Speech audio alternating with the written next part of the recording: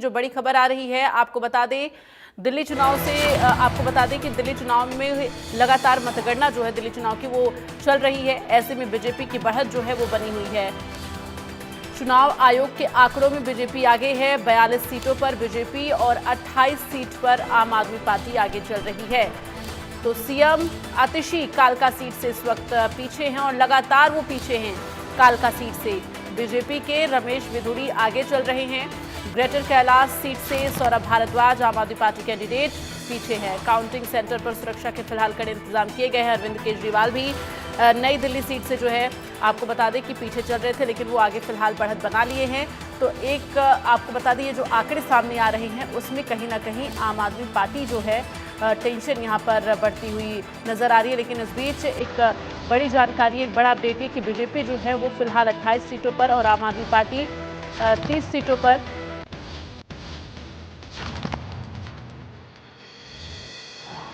तो दिल्ली विधानसभा चुनाव में बीजेपी को बढ़त जो है वो फिलहाल मिली हुई है।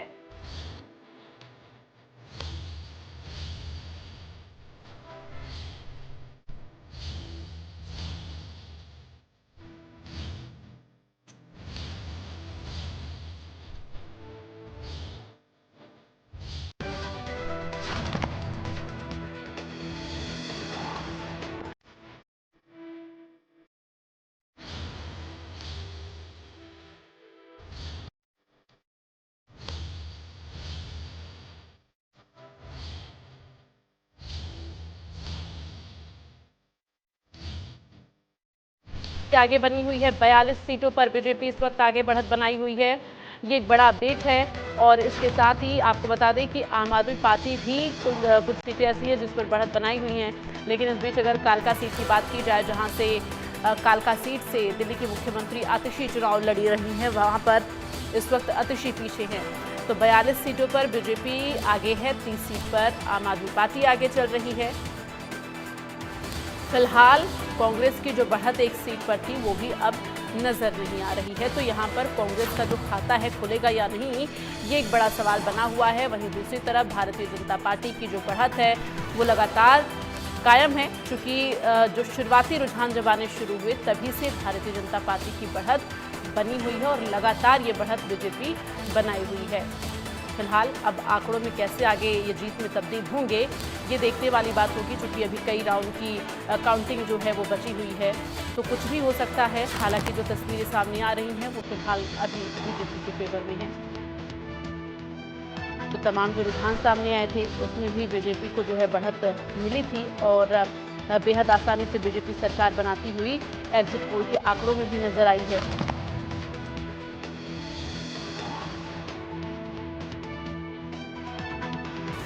फिलहाल इस वक्त लगातार दिल्ली विधानसभा चुनाव के नतीजों को लेकर काउंटिंग चल रही है और रुझान जो हैं वो बीजेपी के फेवर में अभी चल रहे हैं।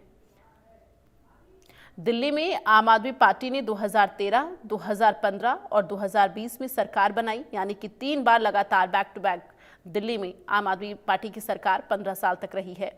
और अरविंद केजरीवाल मुख्यमंत्री बने। सितंबर 2024 में आतिशी जो हैं वो मुख्यमंत्री बनी। इससे पहले 1998 का अगर जिक्र करें, साल 2003 का और साल 2008 का, तो कांग्रेस ने जीत हासिल की और शीला दीक्षित मुख्यमंत्री बनी।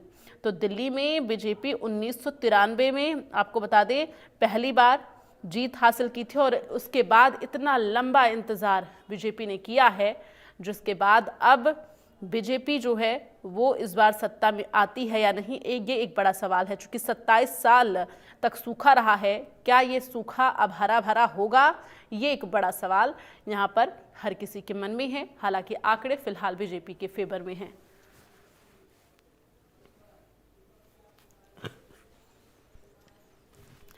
तो सुबह से ही हर किसी की निगाहें जो है इस मतगणना पर टिकी हुई हैं कि राजधानी में 27 साल के सत्ता के सूखे को खत्म कर पाएगी क्या बीजेपी, ये एक बड़ा सवाल है। और वहीं दूसरी तरफ आम आदमी पार्टी के चैलेंज जो है ये कह रहे हैं कि क्या अब उनकी वापसी चौथी बार होगी सत्ता में या नहीं। चूंकि 3 बार तो दिल्ली की जनता ने आम आदमी पार्टी पर भरोसा जताया और सरकार बनाई आम आदमी पार्टी की, लेकिन इस बार क्या भरोसा जनता का डगमगाया या फिर वो भरोसा आम आदमी पार्टी कायम करने में सफल हो पाएगी?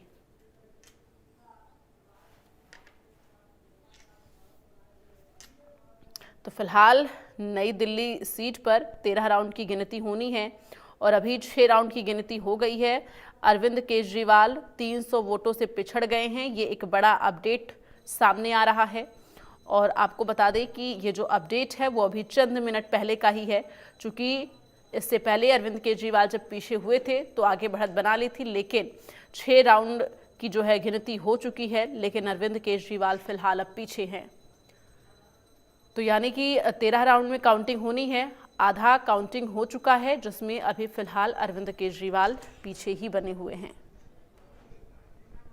कालका से बीजेपी के रमेश बिधूड़ी जो हैं वो 2800 वोटों से आगे चल रहे हैं। आप सोचिए कि 29 सीटों पर इस वक्त आम आदमी पार्टी जो है 28 सीटों पर आगे चल रही है और 42 सीटों पर बीजेपी। लेकिन इस बीच अगर कालका सीट की बात की जाए, जहां से मुख्यमंत्री आतिशी चुनावी मैदान में हैं और बीजेपी के उम्मीदवार रमेश बिधूड़ी, तो रमेश बिधूड़ी जो है वो आगे चल रहे हैं, छोटे मोटे मार्जिन के साथ नहीं बल्कि 2800 वोटों से आगे चल रहे हैं।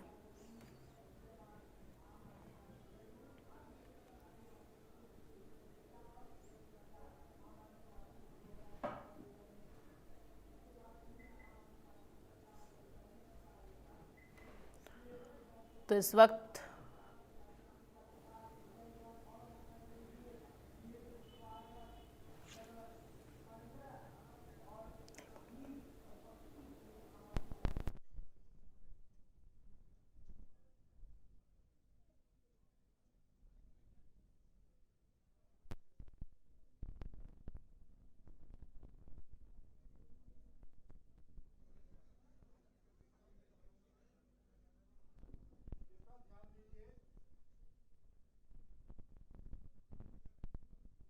इस बीच अगर बात की जाए तो आम आदमी पार्टी के तमाम जो धुरंधर हैं वो फिलहाल पीछे चल रहे हैं, चूँकि इस वक्त अरविंद केजरीवाल नई दिल्ली से पीछे हैं, ग्रेटर कैलाश से सौरभ भारद्वाज पीछे चल रहे हैं, वहीं मुख्यमंत्री आतिशी भी पीछे चल रही हैं। तो तमाम जो धुरंधर हैं आम आदमी पार्टी के वो फिलहाल पीछे हैं।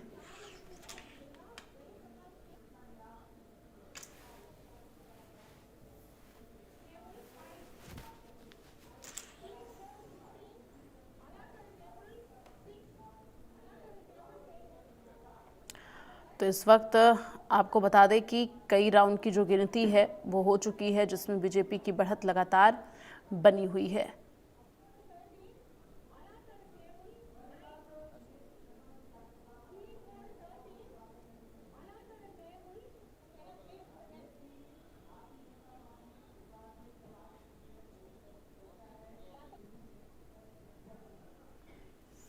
तो इस वक्त आपको बता दें कि लगातार वोटों की गिनती जारी है और हर किसी के मन में ये सवाल है कि आखिर इस बार दिल्ली की सत्ता किसके हाथ होगी, दिल्ली की सत्ता की चाबी किसके हाथ जाएगी। फिलहाल ये सवाल हर किसी के मन में है। काउंटिंग चल रही है, आंकड़े बीजेपी के फेवर में हैं और सबसे बड़ी बात कि आम आदमी पार्टी के जो तमाम धुरंधर जो बड़े चेहरे रहे हैं वो फिलहाल पीछे हैं, चूँकि अरविंद केजरीवाल खुद 300 वोटों से ज़्यादा 300 से ज़्यादा वोटों से पीछे चल रहे हैं नई दिल्ली से। इसके साथ ही आतिशी भी पीछे हैं, सौरभ भारद्वाज भी पीछे चल रहे हैं। तो अभी कुछ जगहों पर बीजेपी के जो कार्यकर्ता हैं वो फिलहाल जश्न भी अब मनाते हुए नजर आने लगे हैं, क्योंकि धीरे धीरे जो आंकड़े हैं वो अब बढ़ रहे हैं बीजेपी के और बीजेपी कहीं ना कहीं अब ये खुशियां मनाना जो है शुरू हो चुका है कि जीत उनकी ही होनी है। और चूंकि चुनाव से पहले भी लगातार जब चुनाव प्रचार चल रहा था उस दौरान भी बीजेपी इस बात का दावा कर रही थी कि दिल्ली में बीजेपी की सरकार बनेगी।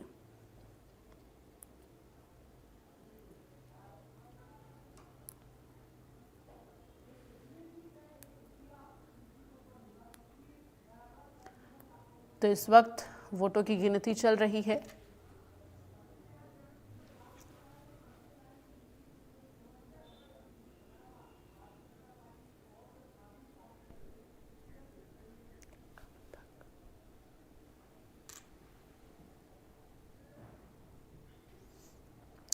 तो आपको बता दें कि तमाम जो वीवीआईपी सीट हैं, कई राउंड की जो काउंटिंग है वो फिलहाल हो चुकी है, लेकिन अभी जो आंकड़े हैं वो आम आदमी पार्टी की जो टेंशन है वो लगातार जस का तस बनाए हुए हैं, चूँकि चिंताएं अभी और भी बढ़ती हुई नजर आ रही हैं। तो 70 सीटें हैं दिल्ली में, कुल विधानसभा सीटें 70 हैं, जिनमें से बहुमत के लिए 36 सीटों का होना ज़रूरी है। तो बहुमत का जो आंकड़ा होना चाहिए 36, उससे आगे निकल चुकी है बीजेपी के जो आंकड़े हैं, चूँकि 42 सीटों पर बीजेपी की बढ़त है और 28 सीटों पर आम आदमी पार्टी की। और कांग्रेस इस बार भी ज़ीरो जो है अब आंकड़े सामने आ रहे, चूँकि इससे पहले एक सीट पर बीजेपी कांग्रेस के भी कैंडिडेट की बढ़त थी, हालांकि अब वो नहीं रही है।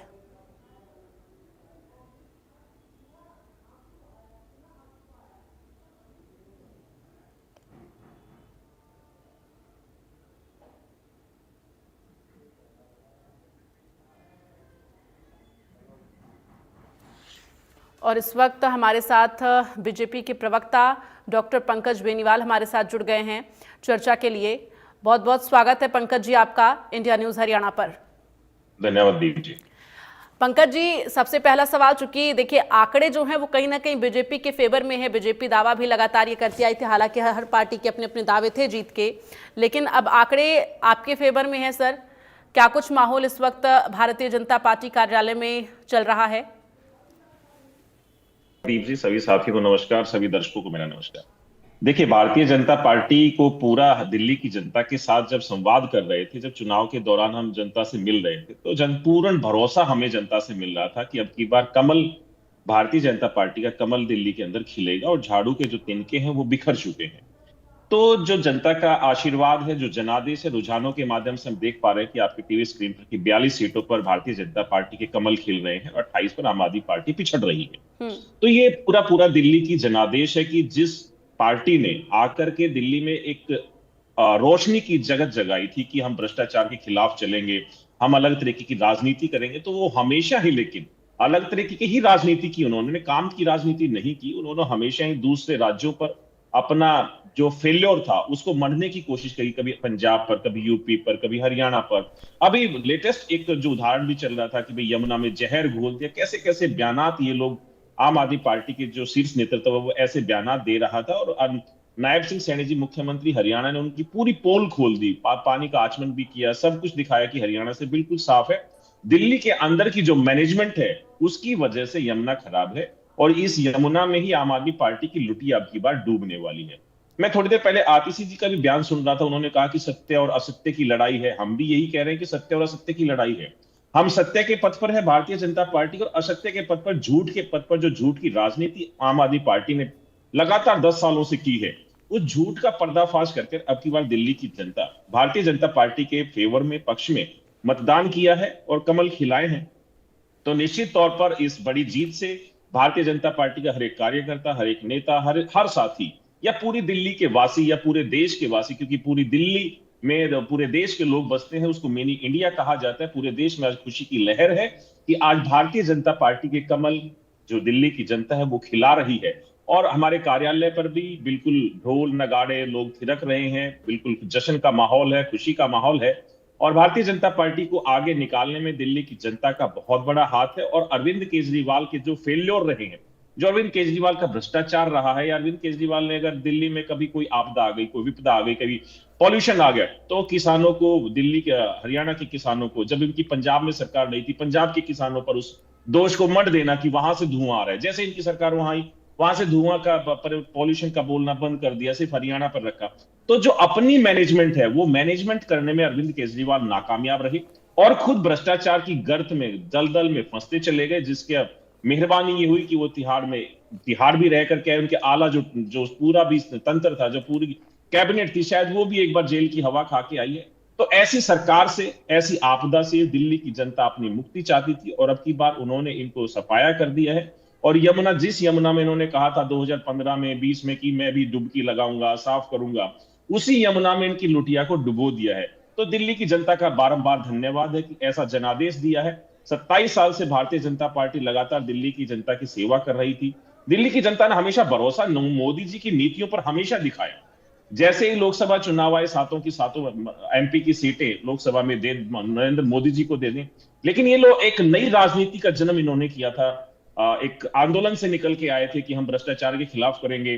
कांग्रेस का जो भ्रष्टाचार था इन्होंने उजागर किया था। मनमोहन सिंह की सरकार की बात करें, चाहे शीला दीक्षित की सरकार की बात करें, उस समय पर हरियाणा में भूपेंद्र सिंह हुड्डा की सरकार थी, उसका भी उन्होंने पूरा उजागर किया था कि किस तरीके से सरकारें आज पूरे देश में भ्रष्टाचार फैला रही हैं। और कमाल की बात यह है कि जब पहली सरकार ये बनाते हैं तो उसी कांग्रेस के साथ मिलकर बना लेते हैं। और हद तब हो गई जब 2024 का लोकसभा चुनाव था, उसी पार्टी के साथ जिसके खिलाफ आपका जन्म हुआ है, उसके साथ आप बाहों से बाहें मिलाकर, कंधे से कंधा मिलाकर आप नरेंद्र मोदी जी के खिलाफ चुनाव लड़ रहे हैं, जिसको दिल्ली की जनता इतना प्यार करती है। सातों की सातों लोकसभा सीटें आप दोनों ने मिलने के बावजूद भी सातों की सात ही लोकसभा की सीटें नरेंद्र मोदी जी की झोली में दिल्ली की जनता ने जानी डाली। तो अब की बार जो दिल्ली की जनता थी वो समझ चुकी थी कि ये लोग बहरूपीय लोग हैं, ये लोग लालची लोग हैं, ये लोग ऐसा करते हैं कि हमारे को ठगने ठीक है की कोशिश पंकज जी, करते हैं। लौटूंगे मैं आपके पास। हमारे साथ नरेश शर्मा जी भी जुड़ गए हैं, आम आदमी पार्टी के प्रवक्ता हैं। नरेश जी, बहुत बहुत स्वागत है आपका इंडिया न्यूज हरियाणा पर। धन्यवाद, नमस्कार। नरेश जी, सबसे पहला सवाल आंकड़ों को लेकर। जो आंकड़े सामने आ रहे हैं, इन आंकड़ों में एक सबसे बड़ी जो चिंता की बात है और सबसे गंभीर बात जो है कि जो आम आदमी पार्टी के तमाम धुरंधर जो बड़े चेहरे रहे हैं, दिल्ली की मुख्यमंत्री आतिशी, अरविंद केजरीवाल पूर्व मुख्यमंत्री और सौरभ भारद्वाज, तमाम जो बड़े चेहरे रहे हैं वो फिलहाल अपनी सीटों से पीछे चल रहे हैं अपनी सीटों पर। और जो आंकड़े हैं उसके लिए आप क्या कहेंगे सर? जी बिल्कुल, मैं सहमत हूँ। अगर जो आंकड़े आ रहे हैं उसके लिए अगर हमें अभी मैंडेट नहीं मिलता दिख रहा है, लेकिन अभी रिजल्ट आने दीजिए। क्योंकि आपने देखा कि बहुत सी सीटों के लिए आपने खुद बताया कि आंकड़ों में 200, 300, 20, 25 इसी के बीच के अंदर, क्योंकि अलग अलग बूथों के ऊपर जब देखेंगे कि आपने वहां पे जब रिजल्ट आएंगे तो बहुत इतर होंगे। और हम चाहते हैं कि पॉजिटिव रिजल्ट आए, लेकिन हमारी एक्सपेक्टेशन के हिसाब से अभी तक रिजल्ट नहीं आए। जो हम सोच रहे थे, हम 60+ का आंकड़ा लेके चल रहे थे, और कहीं ना कहीं उस चीज का मैसेज देना हम जनता तक नहीं पहुंच पाए, या हमारी गलतियां रही, या कोई भी जो भारतीय जनता पार्टी ने एक नरेटिव बनाया कि आम आदमी पार्टी ने ये काम नहीं किए। अगर हमने वो काम ना किए होते तो ये कैसे सहमति बनाते कि इन्हीं मुद्दों को लेके, इन्हीं कामों को लेके हम लोग आगे रखेंगे, कंटिन्यू रखेंगे। अगर आम आदमी पार्टी ने काम ना किया होता शिक्षा के ऊपर, स्वास्थ्य के ऊपर, ये कैसे बोलते कि अरविंद केजरीवाल जी की रेवड़ियों को आज ये पसंद कर रहे हैं। तो कहीं ना कहीं हमने जो काम किया, इन्होंने खुद एक्सेप्ट किया कि भारतीय जनता पार्टी ने कि ये जो जन नीतियां हैं उनको लागू रखेंगे। अब कहीं ना कहीं आप ये नहीं कह सकते कि आम आदमी पार्टी ने काम नहीं किया। यमुना की नीति है, उसके लिए देखिए हमने, अरविंद केजरीवाल जी ने खुद माफी मांगी कि जो काम नहीं कर पाए। और जो अभी बोल रहे थे कि हम जो है नीतियों के ऊपर जो काम करने के लिए आए थे राजनीति के लिए, और जो बड़े लीडर हैं कहीं ना कहीं उन्होंने को जो मैसेज जो है जनता तक के बीच में नहीं पहुंचा पाए, या जनता के कार्यों के ऊपर या क्या नीतियां रही, क्योंकि वही टारगेट रहे भारतीय जनता पार्टी के द्वारा, और उन्हीं टारगेट के ऊपर शायद वो विफल रहे हैं। मैं मानता हूं कहीं ना कहीं, क्योंकि हमारी जो बड़े लीडरशिप है, भारतीय जनता पार्टी ने सिर्फ उसी को टारगेट किया। अगर भारतीय जनता पार्टी अगर मेन मुद्दों के ऊपर राजनीति करती, कहीं भी देख लीजिए आप, देश के अंदर चुनाव हो रहे हैं, मेन मुद्दों से राजनीति से हटके कहीं और चुनाव के ऊपर बात करती है, तो उन मुद्दों के ऊपर राजनीति को जो हम दिशा देने के लिए आए थे राजनीति के लिए, वो कहीं ना कहीं आप देखिए कि अभी अरविंद केजरीवाल जी ने जब कहा था कि मिडिल क्लास के लिए इनकम टैक्स का स्लैब बढ़ाने के लिए, आज वही मोदी जी को मानना पड़ा। जो नीतियां थी वही मोदी जी को नरेश माननी जी, पड़ी। सत्य और असत्य की लड़ाई मुख्यमंत्री आतिशी ने कहा था, जो कि अभी 2800 वोटों से पीछे चल रही है, छोटा मोटा मार्जिन नहीं है सर। और ये सत्य और असत्य की लड़ाई में आपको क्या लगता है, क्या कहां जीत हो रही है और कहां चूक हो रही है? नहीं, सत्य और असत्य तो जनता डिसाइड करती है कि किसके लिए है। हम बोल सकते हैं कि सत्य और असत्य के लिए, क्योंकि ये जनता का अधिकार है, और इसके लिए ना आतिशी बोल सकती हैं कि सत्य असत्य किसके लिए। और जनता ने जो मैंडेट दिया, या कोई भी ले लीजिए आप, जनता की सर्वप्रिय है। बाकी रिजल्ट आने दीजिए, रिजल्ट पॉजिटिव आएगा, हम लोग सरकार बनाएंगे। ठीक है, चलिए, इंतजार अभी हम लोग सब कर रहे हैं। दिनेश अग्रवाल जी भी हमारे साथ जुड़े हुए हैं, कांग्रेस के प्रवक्ता हैं। केसी त्यागी जी हमारे साथ जुड़े हुए हैं, वरिष्ठ पत्रकार हैं। बहुत बहुत स्वागत है सर आपका इंडिया न्यूज हरियाणा पर। दिनेश जी, आपके पास आऊंगी मैं, क्योंकि इस वक्त जो आंकड़े हैं, 42 बीजेपी, 28 आम आदमी पार्टी, कांग्रेस जो एक सीट पर बढ़त बनाई हुई है, फिलहाल वो भी बढ़त अब नजर नहीं आ रही है। दावे तो आप लोगों ने भी बहुत किए कि इस बार दिल्ली जो है, दिल्ली की जनता पूरी तरह से यहाँ पर मूड बना चुकी है बदलाव का, और शीला दीक्षित का जो कार्यकाल रहा है उसे याद कर रही है दिल्ली की जनता। लेकिन वो आंकड़े जो हैं, जो दावे किए गए थे, उसके विपरीत है। देखिए मैम, दावे, रिजल्ट और परिणाम, ये सारी चीजें आपके सामने हैं। सभी राजनीतिक दल अपने अपने दावे करते हैं, इसमें कोई इस बात के लिए मैं गुरेज नहीं कर रहा कहने में। आम आदमी पार्टी ने भी फील्ड में मेहनत की होगी, भारतीय जनता पार्टी ने भी मेहनत की होगी, कांग्रेस ने भी मेहनत की, लेकिन आप ग्राउंड के ऊपर जो मेहनत करते हो, कई बार क्या होता है कि आपकी वो मेहनत किसी दूसरी मैनेजमेंट की वजह से जीरो हो जाती है। हम तो एक बात जरूर समझ रहे हैं, और शायद वो दिल्ली की जनता भी समझ रही है, और आप तो विशेष तौर पे समझ रहे होंगे कि अभी भारतीय जनता पार्टी के हमारे भाई ने एक बात बोली, एक बात हमारे आम आदमी पार्टी के भाई ने बोली। 2012-13 का वो सीन आज तक भी मुझे याद आता है। उसकी आज रिपीटेशन हो रही है कि भारतीय जनता पार्टी दिल्ली के अंदर भारतीय जनता पार्टी को हरा रही है, क्योंकि आम आदमी पार्टी कोई पार्टी नहीं थी, ये भाजपा के ही लोग थे जो दिल्ली के अंदर 2012-13 में अन्ना जी का चेहरा आगे करके बैठे थे कांग्रेस को बदनाम करने के लिए। अभी भाजपा के प्रवक्ता कह रहे थे कि केजरीवाल जी ने उस समय शीला दीक्षित के ऊपर बहुत सारे भ्रष्टाचार के उनके खुलासे किए, भूपेंद्र हुड्डा जी के खुलासे किए। वो खुलासे नहीं थे, वो आरोप थे। ये वो आरोप थे जो आरोप 11 साल हो गए, 11 साल में आज तक एक भी आरोप ना तो भारतीय जनता पार्टी की जो उनकी ए टीम है वो सिद्ध कर पाई, ना उनकी जो आम आदमी पार्टी बी टीम है ना वो सिद्ध कर पाई। उस समय के फोटो मैंने पहले भी कई बार आपको चैनल पर दिखाए, मुझे बार बार कहते हुए मुझे भी संकोच होता है कि भाजपा के कार्यालय में जहां मुरली मनोहर जोशी जी, अडवाणी जी, सुषमा जी, राजनाथ जी और ना 7-8-10 लोग जो वहां भाजपा कार्यालय में बैठे हैं, वहीं पर उस समय किरण बेदी जी बैठी है, केजरीवाल जी बैठे, अन्ना हजारे जी बैठे हैं। वो किस तरीके का आंदोलन था, ये कौन लोग थे? भारतीय जनता पार्टी की ही पैदाइश है ये आम आदमी पार्टी। हाँ, सिर्फ भाजपा ने ये सोचा था कि जो हलवा बन रहा है वो हम खाएंगे अकेले। केजरीवाल जी चालाक निकले, सेंटर का हलवा तो बीजेपी को मिल गया, लेकिन स्टेट का हलवा केजरीवाल जी खा गए। और जिस तरीके से इन्होंने 12-13 में जो माहौल दिल्ली में खड़ा किया, अन्ना हजारे जी को लाके लोकपाल की बात करी, आज तक लोकपाल का कोई जिक्र नहीं है। ये कहते थे कि हम दिल्ली के अंदर पावर की ऑडिट कराएंगे, आज तक 11 साल हो गए, पावर की ऑडिट का कोई मतलब नहीं है। ये लाला रामदेव जी को लाए कि हम काला धन लेके आएंगे, वो लाला रामदेव जी अपने घर जाके बैठ